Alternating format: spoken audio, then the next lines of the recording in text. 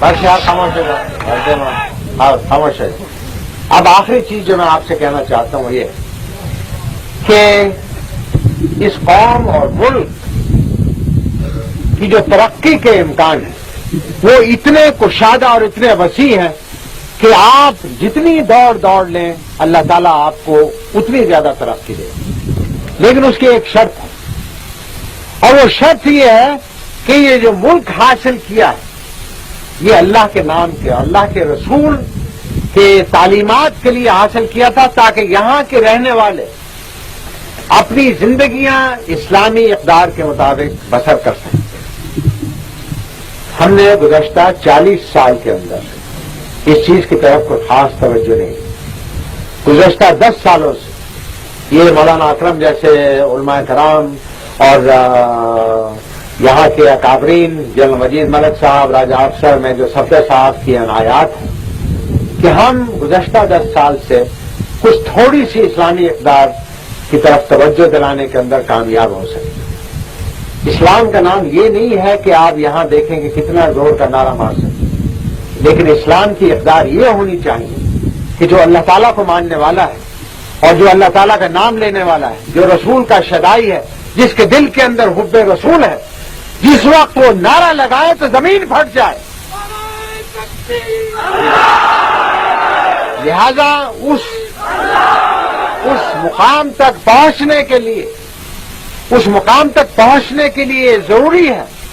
کہ آپ اللہ تعالیٰ کے احکامات کو پوری طرح پابندی کریں۔ اللہ تعالیٰ نے مسلمان کے اوپر 5 وقت کی نماز فرض کی ہے، رمضان کے مہینے کے روزے فرض کیے، زکوٰۃ فرض کی ہے، اور اس کے علاوہ اسلامی اقدار کے اندر یہ ضروری ہے کہ بھائی اپنے بھائی کی خدمت کرے، پڑوسی اپنے ساتھ والے کو دیکھے کہ آیا اس نے 2 وقت کی روزی اس کو میسر ہوئی یا نہیں ہوئی، بیمار کی تعمیرداری کی ہے آپ یا نہیں کی ہے، آپ نے اپنی بہنوں بچیوں کو وہ تعلیم دی ہے یا نہیں دی ہے جس کے ذریعے سے وہ آئندہ آنے والے معاشرے کی بنیاد رکھ سکے، کیا آپ نے اپنی 24 گھنٹے کی زندگی کے اندر اللہ تعالیٰ کے لیے کیا کام کیا؟ اگر آپ اپنے دل سے یہ پوچھیں گے اور اگر جواب مثبت میں نکلے گا تو آپ مسلمان ہیں، اگر جواب نفی میں ملے گا تو اس میں لازمی بات ہے کہ ہمیں اور اس کے لیے کچھ اقدام کرنے ہوں گے۔ دعا کیجئے کہ اللہ تعالیٰ ہمیں صحیح معنوں میں مسلمان بنانے کی توفیق عطا فرمائے۔ اللہ تعالیٰ ہمیں صحیح معنوں میں ایک منٹ اللہ تعالیٰ ہمیں صحیح معنوں میں رسول مقبول صلی اللہ علیہ وسلم کی سنت پر چلنے کی توفیق عطا فرمائے۔ آج صورتحال یہ ہے،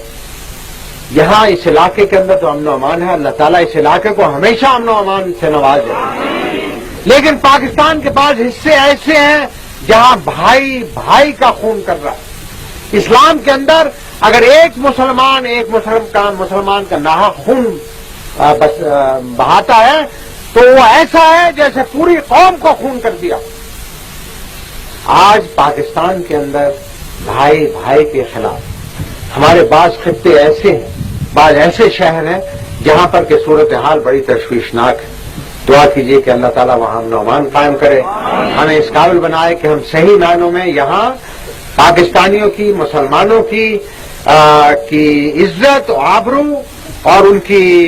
املاک کا صحیح طور پر حکومت تحفظ کر سکے، تاکہ ہر شہری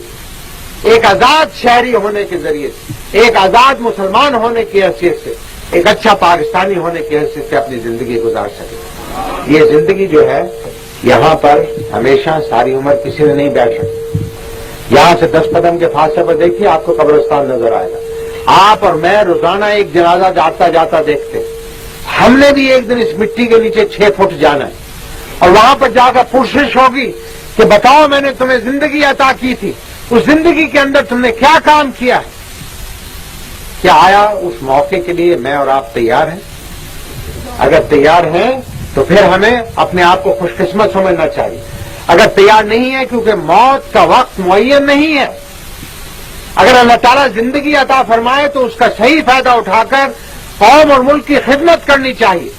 اسلام کی خدمت کرنی چاہیے، اپنے بچوں کی، اپنے عزیز و اقارب کی خدمت کرنی چاہیے، تاکہ ہم آئندہ کے لیے ایک ایسا معاشرہ چھوڑ کے جائیں جو کہ صحیح معنوں میں اسلامی اقدار پر مبتنی۔ میں آپ سے توقع کروں گا کہ چکوال کے لوگ، اس خطے کے لوگ، یہ بڑا مردم خیز خطہ ہے، جیسے کہ مولانا نے آج اپنی تقریر میں بھی فرمایا، اس خطے کے لوگوں نے اس قوم اور ملک کے لیے خون بہایا ہے، اس کی سرحدوں کی حفاظت کے لیے جان کی قربانیاں دی ہیں۔ آج بھی افواج پاکستان کے اندر سب سے بڑا حصہ آپ کا اس خطے کے ساتھ تعلق رکھتا ہے۔ یہ ایک نہ صرف قوم اور ملک کی خدمت ہے بلکہ ایک عبادت ہے۔ مجھے امید ہے کہ آج کے جوان بچے جو ہیں وہ پڑھ لکھ کر تعلیم حاصل کرنے کے بعد افواج پاکستان کے اندر آئیں۔ میں ریکروٹنگ میلہ نہیں چلا رہا ہوں، صرف میں اپنی توقعات کا اظہار کر رہا ہوں، کیونکہ جس خطے کے لوگوں کے اندر اللہ تعالیٰ کی محبت ہوگی، رسول کی محبت ہوگی، اس کو ان کے اندر قوم اور ملک کی بھی محبت لازمی طور پر ہوگی۔ اور جب اس جذبے کے ساتھ آپ آئیں گے تو پھر کوئی دشمن آپ کے سامنے کھڑا نہیں ہو سکتا۔ آج پاکستان کو بہت سے دشمنوں کا مقابلہ ہے، اندرون ملک بھی اور بیرون ملک بھی۔ یہ ہم اسی حالت میں اس سے نجات حاصل کر سکتے ہیں جب ہم میں اتحاد ہو، اتفاق ہو، اللہ کی رسی کو مضبوطی کے ساتھ پکڑ کر اس کی راہ کے لیے چلنے کے لیے ہم ہمہ رہیں، تاکہ اللہ تعالیٰ ہمیں اس دنیا کے اندر بھی اور آخرت کے اندر بھی سرخرو فرمائے۔ ان الفاظ کے ساتھ میں آپ حضرات کا مشکور ہوں کہ آپ نے بڑی خاموشی کے ساتھ، یار خاموش ہے، ایک منٹ کریں یار، سلوٹ نہیں، مجھے بہت سے سلوٹ